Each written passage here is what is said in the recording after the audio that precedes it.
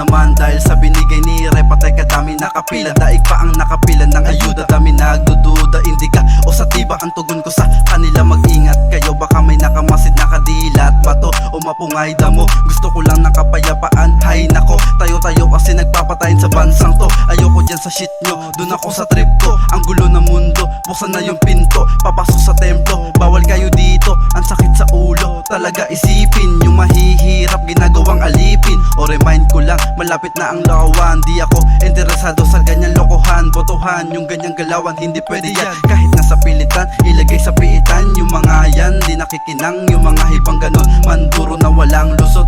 Di po uubra, ganyan palusot. Pero galing kubra, yung mga suot. Ang daming luo, ang napapakunot. Kaya ang Pilipinas ay laging lubog. Kasi madami nakaupong bulsang busog. Sino nagsabing hindi pa ako hubog? Ginising ko ngayong utak nyo natulog. Di ako takot, ramdam ko galit at puot. Ganyan talaga pag masakit ay nanunuot. Ang ina, mga agawan sa pwesto. Dapat na kayong maalerto siguro. Ganto pumunto, diretso sa ulo. Tumatakbo ang minuto. Plagabag pag nauto ng gobyerno. Laglag ka, talagang sigurado. Sa palapag na naman nakapako. Tinayak kaibigan, pati pato. Malinaw daw po tabat ang labo ng usapan. 2 minuto lang pero dami kong natamaan. Nakaharang dyan sa daanan. Pinatunayan kulang sila mga bida-bida. Kaya ko mag-isa, ngunit corruption sa bansa ay malala na talaga. Daming buhayan na nakanganga. Sige pa utupat ang ina.